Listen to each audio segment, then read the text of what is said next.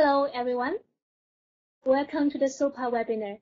SOPA, SOPA stands for Settlement Online Pre-Arrival. We are a national program funded by Immigration, Refugees, and Citizenship Canada, IRCC, providing pre-arrival orientation, employment, and workplace cultural communication support for immigrants coming to Canada. My name is Echo Duan, a job search strategies facilitator from SOPA, Manitoba. By engaging with our program, you can get settlement help and referrals, develop your job search and communication skills.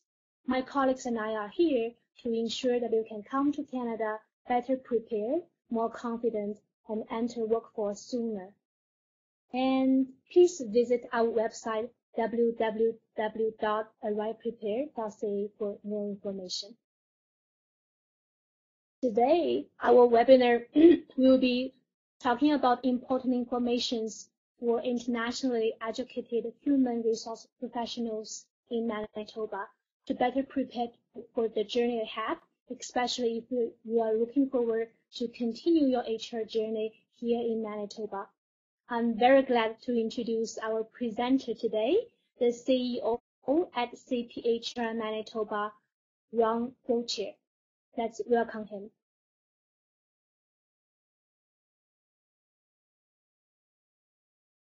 Hello, everyone. I'm Gauthier, CEO of CPHR Manitoba. It's my pleasure today to provide you some information around the human resource profession in Canada and give you some tips in terms of some opportunities, possibly, when you're moving to Canada, and talk about the Chartered Professional in Human Resources designation, better known as CPHR. Our tagline for CPHR is People Leading Business, and in Canada, HR is focused obviously on people. Our HR professionals are leaders in their organizations, and of course, HR is an integral part of business in Canada. In February of 2017, CPHR Canada rebranded, and all of the provinces along rebranded. So what we do now is we have the designation name and the territory. So CPHR Canada, CPHR Manitoba, and if there was another province like Ontario, it would be CPHR Ontario as an example. Across Canada, we have approximately 27,000 members. The designation itself is only 25 years young. We model it after many professional professions, similar to accountants and engineers. So that's how we move forward with the HR profession in Canada. Here's a small breakdown of CPHRs in Canada. Because the designation is only 25 years old, not every HR practitioner has a designation. You can see in Canada that there's roughly 64% of the members across Canada do hold the designation, 16% are CPHR candidates, and we'll talk a little bit more about that and what the status is on that. And also 12% are people that are working in HR that do not have the designation but are working in human resources. Manitoba specifically, we're a little bit lower. We only have 38% of our members are CPHRs. 12% are candidates, but we have 19% of people that are interested in pursuing the designation in Canada. What is the difference of the CPHR in Canada? First off, CPHR designation is the umbrella designation for the different areas of HR. For specialization, whether it be payroll, compensation, recruitment, change management, labor relations, people can get specific certifications in those as well, but they also maintain the CPHR as the umbrella, showing that they have knowledge in all of the different areas of HR. We also know from different surveys that we've done, a pay scale survey in 2013 and a national salary survey in 2017, that people move up quicker with the CPHR designation and on average earn $20,000 a year more than their counterparts that work in HR that do not have the CPHR designation. We're going to talk a little bit now about the value of the CPHR, and also we're going to talk a little bit later on in terms of how to get the designation and how to maintain it. So those are some of the things that we thought we would start off first with the value of the CPHR. We have a quote here from our board chair, Nish Burma, who is a CPHR. He immigrated to Canada in 2002 from India, and he was an engineer in India, actually, and he chose that he wanted to change disciplines and become a CPHR. So you can see Nish's quote and talking about how the CPHR gave him confidence and gave him a strategic advantage when he came to Canada. Some of the benefits of the CPHR or any designation in Canada is that, one, is that when you have a designation, you've demonstrated that you have knowledge, academic knowledge, and experiential knowledge of whatever it is that your profession is about. In this case, it's HR. So you've proven that you know about HR. You also commit to continued learning because CPHR members have to do 100 hours of continued professional development in a 3-year period. So that means that you're committed to learning all the new things that are going out in the workplace and how workplaces are dealing with HR issues in Canada.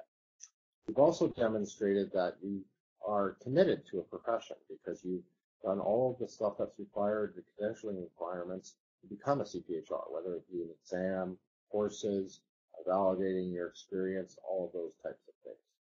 Also, it shows that you're part of a community of expert knowledge. And then what that means is, as an example, we have 1,400 members in Manitoba. So you're part of an association that is very knowledgeable of HR, and the 1,400 members are knowledgeable. The last one, of course, is the ethical behavior. And what that is in Canada, designations are legislated by the province, and the focus is protection of the public. And so what the CPHR says to someone in Manitoba is that you are bound by the code of conduct of CPHR Canada and CPHR Manitoba. And if there are any concerns, people can make complaints, and then the association would investigate those complaints, and possibly you could lose your right to practice HR in the province. So the ethical behavior is really a big selling point in terms of being a designated person in Canada, especially being a CPHR. And as well, that is some of the continued benefits of being a CPHR are there. But again, it really goes back to the high standards of the profession, all of the training, and the fact that the designation is transferable. It's also can be transferable globally, so that's something else that we're working on in terms of global transferability of the CPHR designation.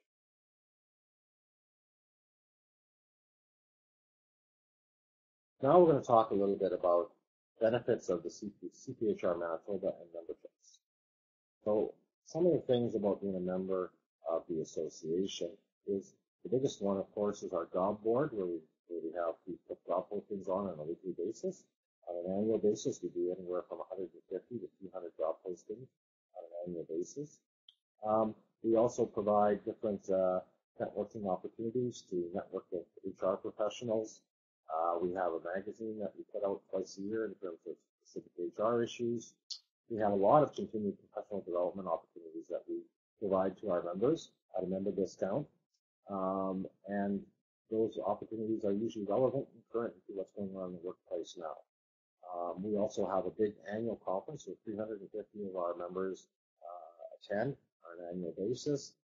We also have volunteer opportunities, and also we have some resources on our website.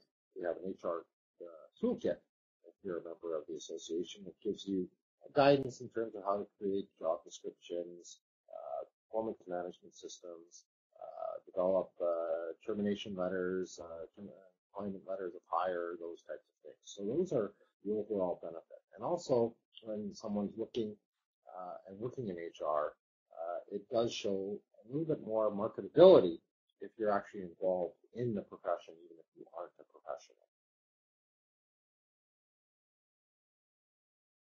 We also know from our pay scales study that was done in 2013, as I talked a little bit before, that 51% of HR generalists with the CPHR designation became a manager in 5 years, whereas only 30% of HR generalists without the CPHR designation became HR manager in 5 years. So for young individuals, it's definitely something that would help somebody move up quicker into HR. Our 2017 National Salary Survey that we did across Canada shows the average salary of a CPHR is $93,000, where someone working in HR that does not have the designation is $72,000. So as I said, there's about a $20,000 variance. When you look at Manitoba, the average salary of CPHR members is $87,000, and non-CPHRs are $63,000. We also know from surveying our members on our own that 20% of our members make over $100,000 a year. 60% of our members earn over $70,000 a year. Also, in terms of back to the pay scale study that was done in 2013, you can see that people that were asking for or recognizing the designation as an asset significantly increased from 2007 to 2011. The increase was almost 86% over a 5-year period. Unfortunately, we don't have any stats for 2017, 2018, but if anything, the number is significantly higher. It would be my guess at this point in time in terms of the brand recognition of the designation. Here's what some of our members say about designation, getting it, the value of it, the quality of it, some of those types of things. The other thing that's significantly changed for us this year is that we jumped up 5% in terms of our members thinking of the high quality of the designations. We're very excited to hear that in terms of that feedback from members that are out there that do actually have the designation. This is the CPHR Competency Framework. This is the foundation for everything in HR. These are different areas that you would work in human resources, possibly.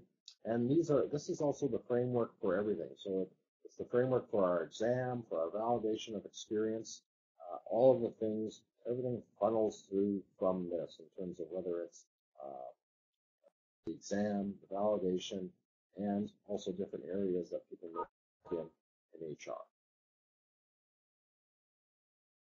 Now we're going to talk a little bit about becoming a CPHR and how you do that. What are some of the basic requirements? What are some of the different options and those types of things, and the different steps that go along with those different options. So first off, you have to be a member of CPHR Manitoba. You have to demonstrate that you have knowledge in the profession, either through the National Knowledge Exam or graduating from an accredited program here in Manitoba that's been recognized by CPHR Manitoba. We also validate people's professional work experience. So we review your work experience, and depending on which path route, it could be 3, 8, or 10 years. And of course, you have to adhere and agree to abide by CPHR Manitoba's / Canada's Code of Ethics and Professional Rules of Regulation. So these are the 5 pathways to obtaining the CPHR designation. The first pathway was our standard pathway up until about 1.5 years ago, which was somebody had to pass the National Knowledge Exam, have a university degree, and then have 3 years of professional experience to obtain the CPHR designation. And what happened was in 2013, there was a big study done by CPHR Canada that showed that there was 3 types of practitioners. We had practitioners that were working at the executive level that hadn't gone through credentialing processes. We had people at the professional level that were either had gone through the credentialing process or hadn't. And we also had people that were working in HR at the transactional level that didn't have university degrees but had Diploma HR training in Canada.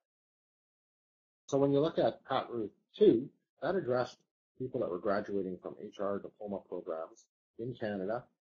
And we looked at other professions, and engineers and accountants, when they transitioned to a degree requirement, they waived the university degree because of experience.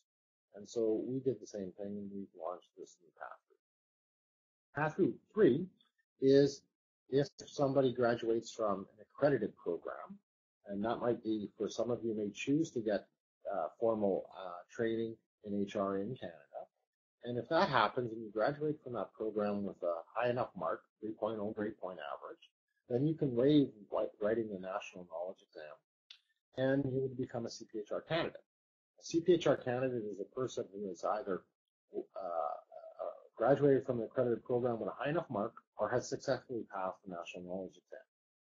So that is the step. And then depending on whether you have a university degree, it's 3 years or 8 years. Now, the university degree is a Canadian bachelor degree equivalent. So we do have degrees where you could challenge that if you have a degree from your homeland to see if it is equivalent to a Canadian bachelor's degree, and then you would be better informed in terms of whether you have 2 years or 8 years of experience. The other thing about the experience is that the experience is not restricted to Canadian experience. It is international experience. So the experience is validated from anywhere you've obtained that experience internationally or also domestic. Path Route 4 is for any accredited MBA programs. And then Path Route 5 is for the executive level. So in Canada, because the designation is only 25 years old, and the study showed us that there were people at the executive level that hadn't gone through our credentialing process, but they were chief human resource officers of many large organizations in Canada. We came up with a way of testing their HR competency back to that HR competency framework that we talked about before, and we awarded the designation. And we did this with one was that it was tough in Canada to say strive to become a CHRO and not be designated. And two, we also wanted to maintain the balance of the integrity of the designation, making sure that people had the actual competencies.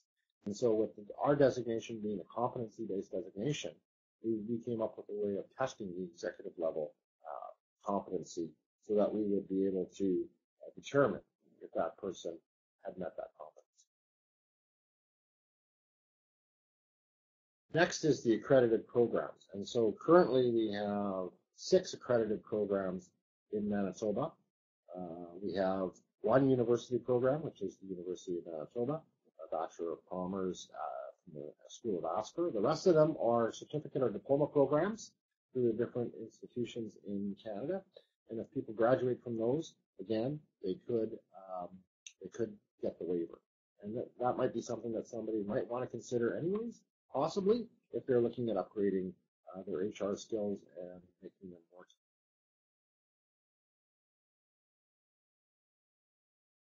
The next thing we're going to talk about is the National Knowledge Exam. A little bit about that. National Knowledge Exam is an academic exam. It's written twice a year, the first Saturday of June and the first Saturday of November. It's 160 multiple choice question. We have prep courses which we offer, which are either online or also in person. And we test the 9 functional areas of the CPHR, the 44 competencies in the exam. And there's a certain breakdown of percentages in there in terms of which questions come for there. But basically, someone has to show that they have an academic awareness and comprehension of the 9 functional areas of the CPHR Competency Framework to write the exam. Some of the other things are, of course, the cost of the writing the exam is $400. The prep courses are depending on which one you take. The in-person one is $400, and the online prep courses, I believe, are around $295. Those are some of the other options on there. The other thing about the exam is that the national pass rate is 60%. And 60% is a healthy pass rate. In Canada, by standards of at national exam levels, if an exam is easier than 60%, it's too easy. And if less people than 60% pass significantly, as an example 50, then that means the exam is too difficult and not fair to the writing. So 60% is a healthy pass rate. So don't let that scare you away if that was something that you were thinking about in terms of writing the exam. So when you pass the exam or you get waived writing the exam because you graduated from an accredited program, you become a CPHR candidate. Now, CPHR candidate is a title, just like CPHR. And you can use it behind your name, on your business cards, in your resume, and it shows that you have an academic knowledge of HR and that you're job ready. And you may have experience or you may not, depending on where you are in your own career. And your candidacy is for 10 years. It's similar to CPA. CPA has a CPA Canada, and it's also transferable provincially as well. So if you were to move to another province, you would transfer and also hold that CPHR Canada status in another province. And the other requirement is would be the validation of experience. So the validation of experience is we test your HR experience, and depending on your academic requirements, it's either 3 years, 8 years, or 10 years. So some of the things that we look at there is we look at the enabling competencies as well as the 9 functional areas that we talk about in the CPHR framework. So we look at also the strategic thinking in terms of HR, the professional ethical practices of HR, the critical problem solving and analytical decision making, change management, cultural transformation, conflict resolution, and those are the types of things that we test in terms of the experience in HR and have you demonstrated those competencies in your HR experience as well. I know many people ask, what is professional experience? So professional experience isn't just working at a transactional level in HR where you're working as an HR assistant. What we look at is, it doesn't necessarily go by title, so it's not manager or director or supervisor. What we really look at is what is the position or the role doing, regardless of where it was, whether it's in Canada or international. And so it's independent of action, decision making, depth of analysis, interpretation, responsibility, and accountability. And so those are the big things that we look at in terms of the role and the position, and how much autonomy the role have in terms of decision making to be able to do that. So here's a little chart in terms of the professional validation experience.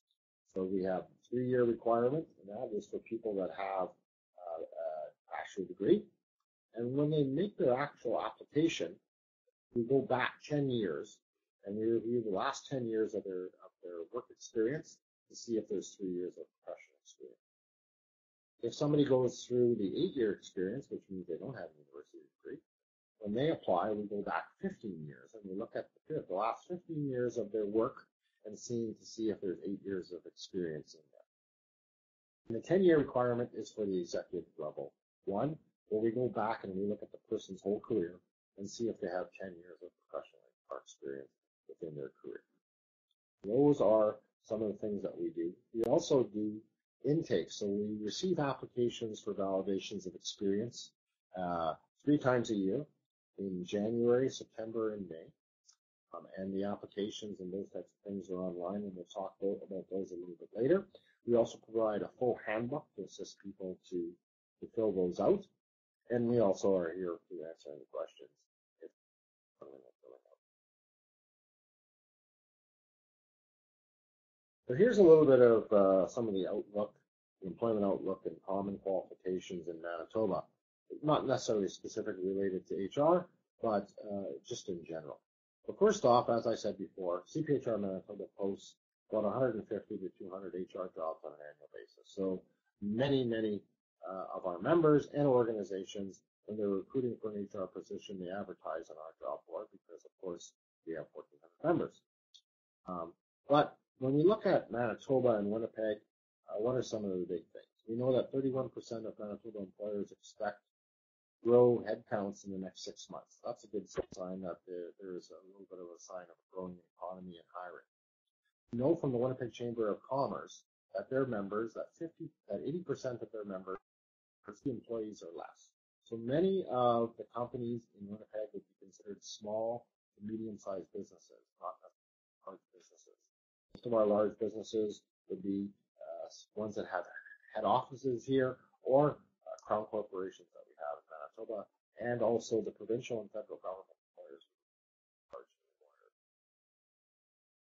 We also know that 73% of CPHRs say that that the CPHR is valued by employers. 38% of Manitoba HR departments expect that their HR budgets will be increasing in 2017.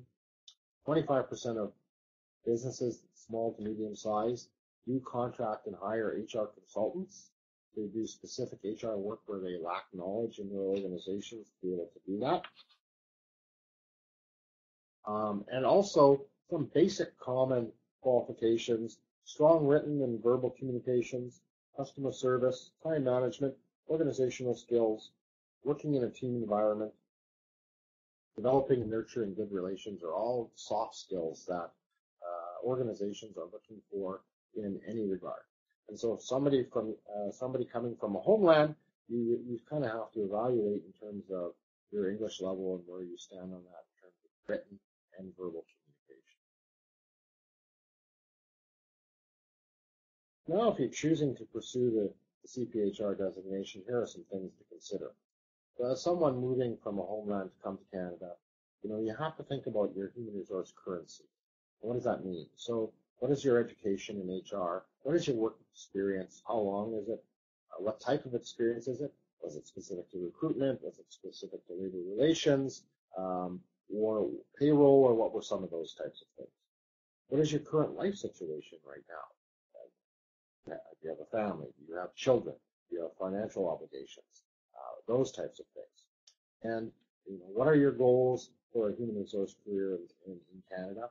What is the level of proficiency of your English in terms of written and oral? You need to also, as part of your own situation, what is the information? What is your access to financial resources? How much financial resources do you have? How much information can you get? Can you afford to take a formal HR training in Canada? Some of those things, if that's something that you do. And so you self-assess the following and review that, and then decide, whether you want to pursue the designation and look at those types of things. And those are things that people have to look at for themselves and decide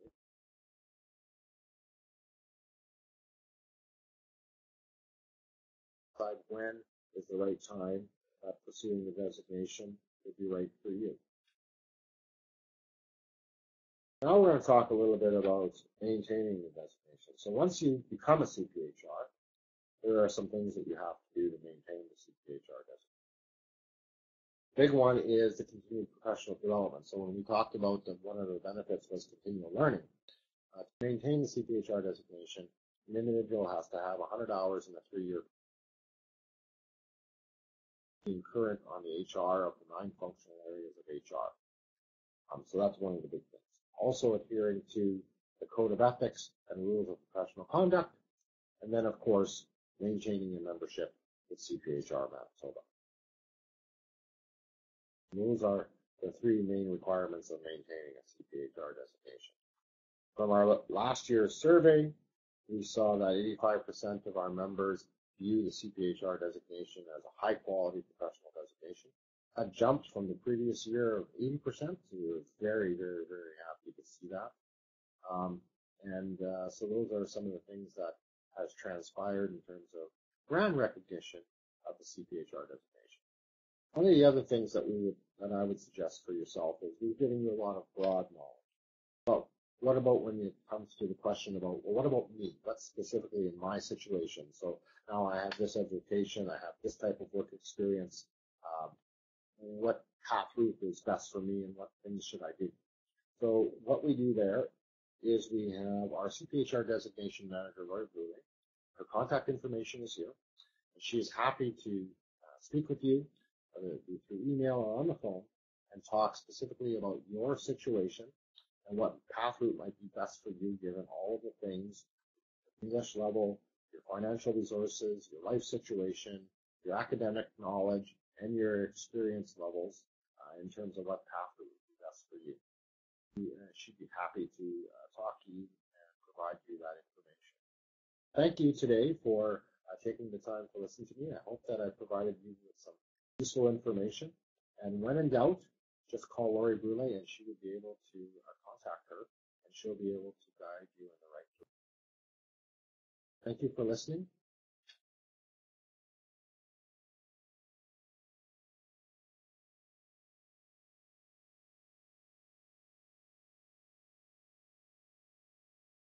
Hey, thank you so much, Ron, for your presentation today. Oh, you're welcome. My pleasure. And I do have some questions that I received from my previous participants before. So I'd like to hear your advice and suggestions on them. I will do my best. Okay. And the first question is Is it just easier to take the HR education in Canada in order to continue my HR profession? You know, that's a tough question. I think it goes back to when I talk about evaluating your currency.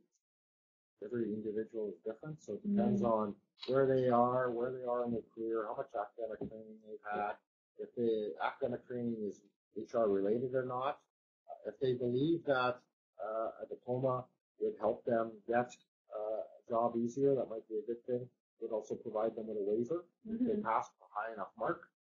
And if they have a degree in their homeland, they can become a CPHR candidate upon graduation and have 3 years of experience. So if they've worked maybe 5 or 7 years in their homeland, they can become a CPHR. I guess everyone has their own situation to consider. Correct. So probably just talk to Laurie to get a clarification if Absolutely. you need some help. As I said in my presentation, when in doubt, contact Laurie. Okay. The second question would be, can I write, you mentioned about the national knowledge exam. So can I write the NKE in my home country? Yes. So the CPHR designation can be held by people who do not live in Canada. And we also do offer the exam to be written. It has to be coordinated through one of the provincial institutions, so CPHR Manitoba or one of the other provinces. It can't be done through CPHR Canada. It has to be done through one of the provinces. Yes, the exam can be written. That's a very good thing. How can they find this information online? We do have information at CPHR Manitoba. Again, if you were looking for specifics, contact Laurie Dula. Okay. Then the next question would be, how long does it take to complete the CPHR designation?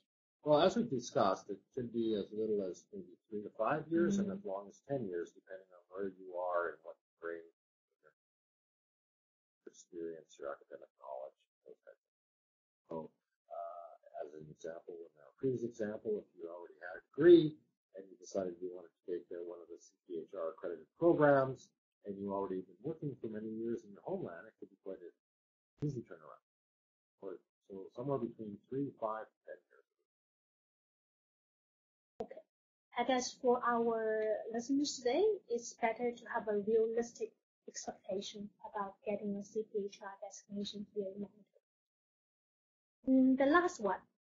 We all know that there are several sub-functions within the HR field, like recruiting, payroll, talent management, etc. So which area is relatively easier to get into for internationally educated human resource professionals from your experience? One of the things, as I mentioned before, is CPHR looks to be the umbrella designation because it encompasses all of those areas under the 9 functional areas.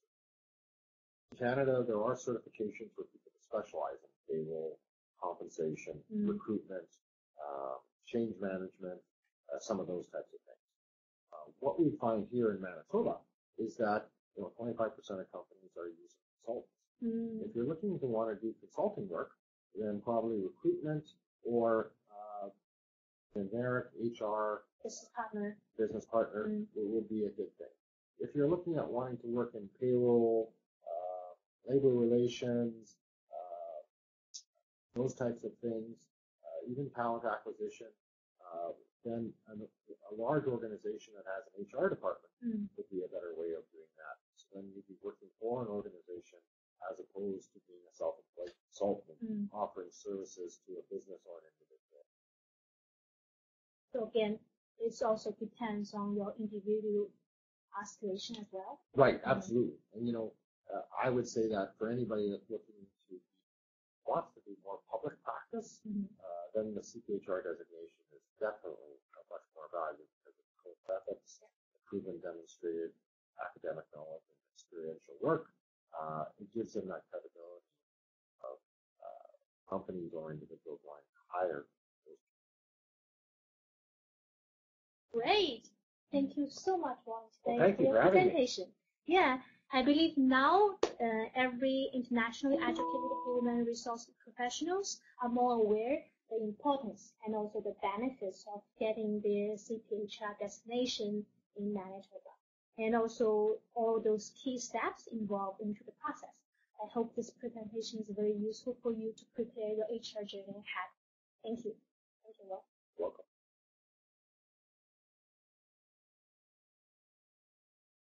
Now that's the end of our presentation today, and thank you for watching today. And I hope you have a smooth job transition in Manitoba in the future. And please stay tuned to our webinars because we're going to have several webinars coming soon talking about how to get your CPA Char designation, or about the CFA and also CPA designation in Manitoba, and also working in trade. Stay tuned. And if you have more information, if you want to have more information, please visit our website, and also feel free to drop us an email or give us a call. All those information are listed on the presentation slide here. And that's it for today. Thank you for watching again. Goodbye.